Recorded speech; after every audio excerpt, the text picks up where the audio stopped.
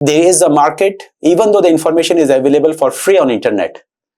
There are people who are paying for that information because it is curated, it is vetted, they can trust it. They do not rely on an open internet, and there are areas, there are places where the information is missing. As an example, if I elaborate on that, Thomson Reuters, Bloomberg, Dow Jones Factiva, LexisNexis, these are all information products. They have curated business information that professionals buy from them, and they pay subscription. Yeah. If we can become a supplier to these larger databases, larger information provider, we can have a sustainable business. There are 10 or 12 of them, very large aggregators. Yeah. And what was the missing piece? They have information from other media houses. I got to know about them from Indian Express and Hindustan Times. Yeah. They buy information from publications. With the digital revolution, what was happening is companies themselves were becoming publishers. They were themselves writing and publishing press announcements on their own websites. Yes. This was a big part of the companies who were doing that were not available in large media houses. This was the missing piece because of the way industries change. Companies are becoming publishers. The information that those companies are publishing are important for few people.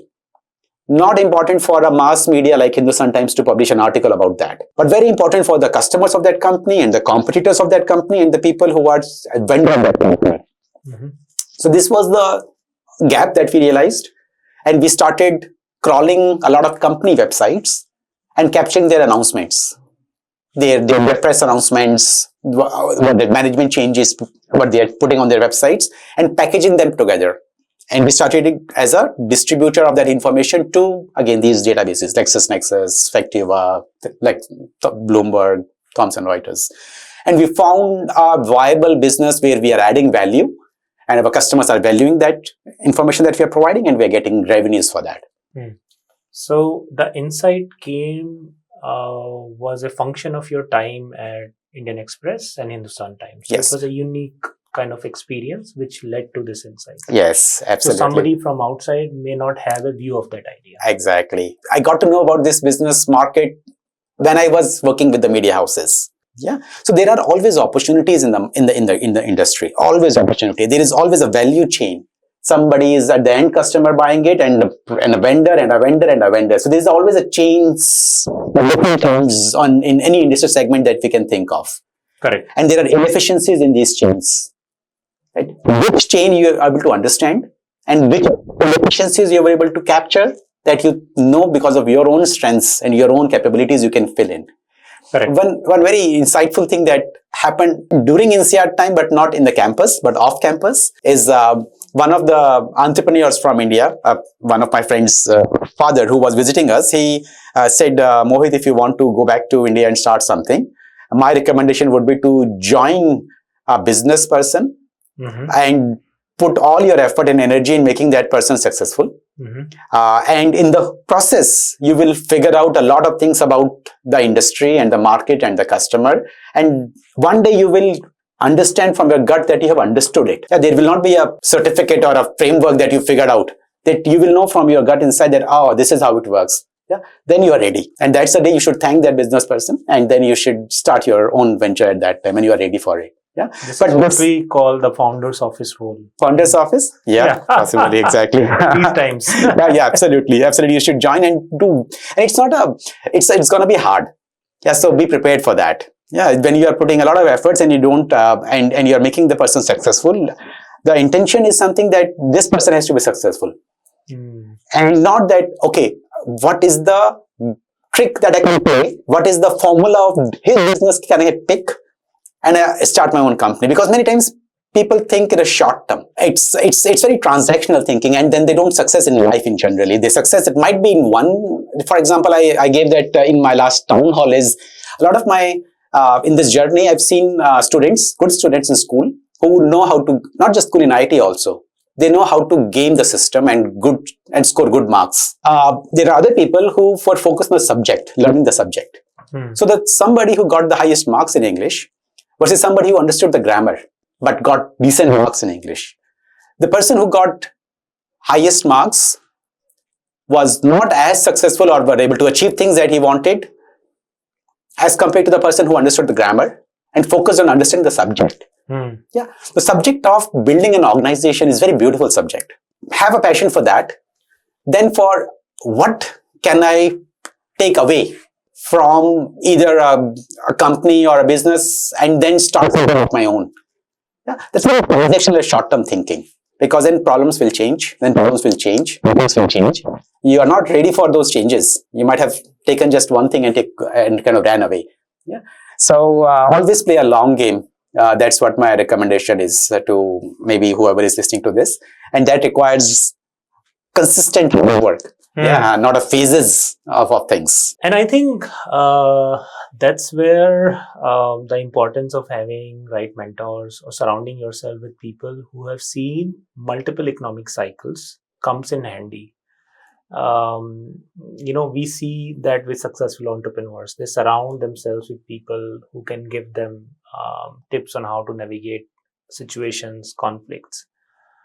So it's not only about solving the problem or bringing a solution, but it's also about can you survive, because it's a duration game, right? As you have realized that, you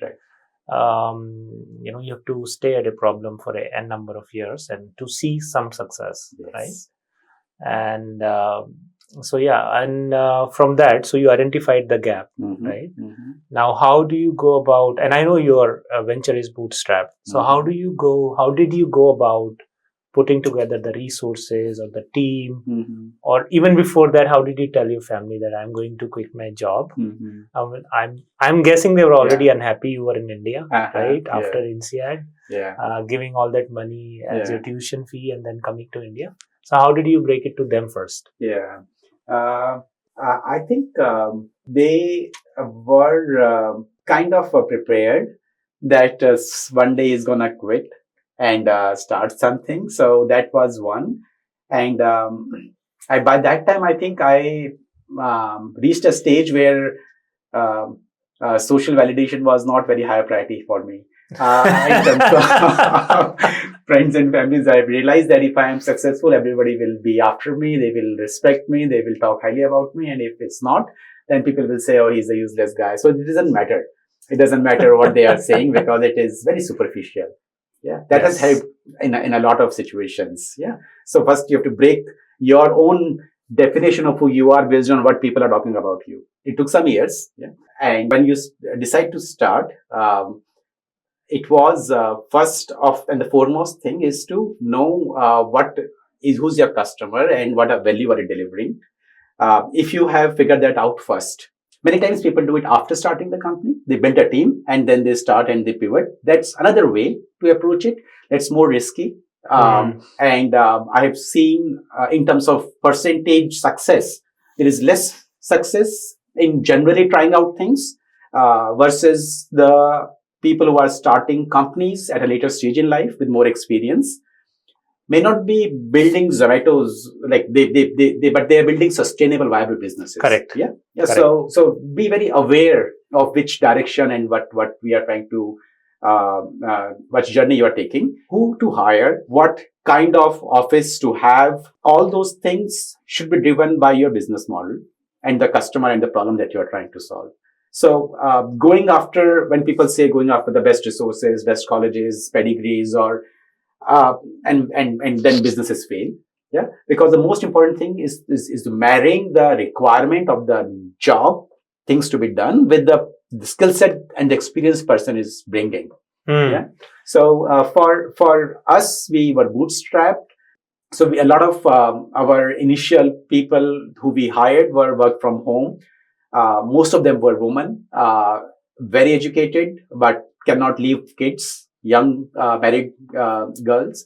And we were able to start the business in a very remote way of working, the way it happened in COVID time, where we had a small office in Lajpat Nagar in a basement. It was the first co-working, I think, that I've seen. It was a basement with 8 cubicles. Each cubicle was 4,000 rupees a month.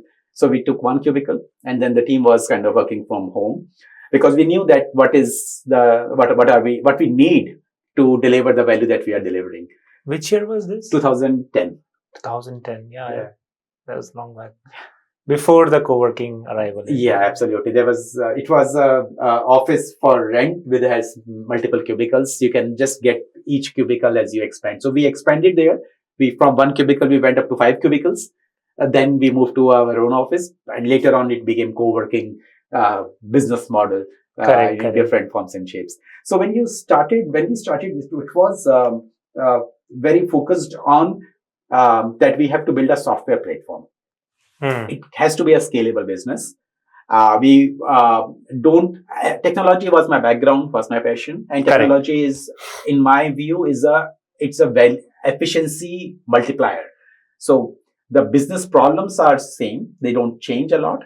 The solutions or how we are solving those problems change, and the better technology you are using, the more advanced or new technology you are using, the cost goes down. Correct. So significantly. So that's where the idea was that we will not have an army of people manually going to different websites and capturing information. Correct. We will have crawlers, but we will have a people to validate and QC it because crawlers are not reliable enough still at that time.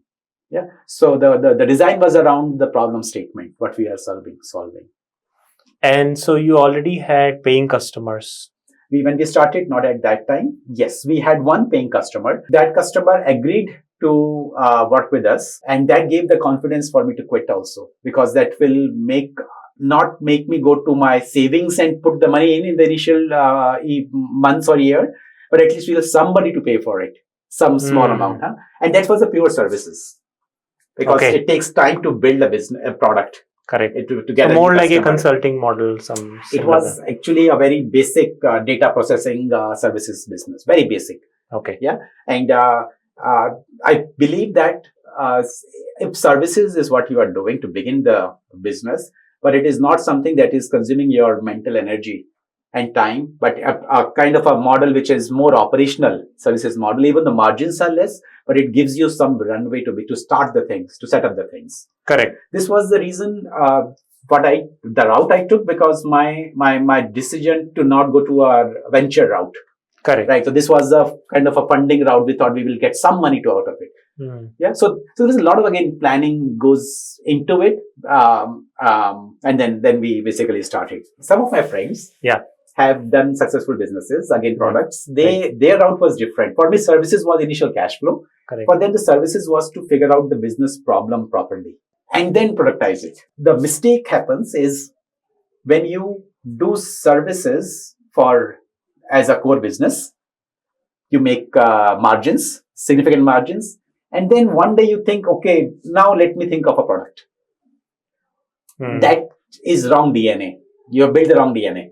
It's difficult to transition from a services company to a product company. I've seen many companies trying to do that. Very few succeed, but most fail in this approach, because each company as a human has a DNA, as a way of doing things. So if your DNA is product, but you're doing services to define the problem to a certain level, where you can, when you build the product, it will not be the wrong product. Yeah. So there are many benefits in B2B space, from services to product journey. Yeah.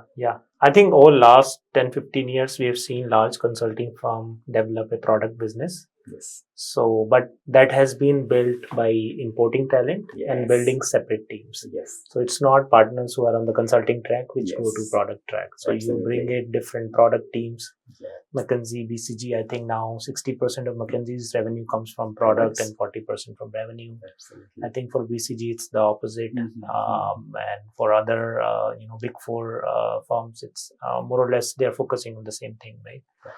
It cannot be the same set of people who you have trained for 20 years now can suddenly sell the product, because it's a very different way of selling. But you chose the difficult task, right? Because I understand that B2B sales is always tough, right? Compared to B2C, customer acquisition is tougher. The sales cycle is longer. When you go to the gatekeeper, they generally ask you for the credentials. Then you go through the hoops of compliance, and then you finally meet the decision maker, right? Yes. So it's easily, I think in today's time also, it's like a 3 to 6 month process to really meet the decision maker, right?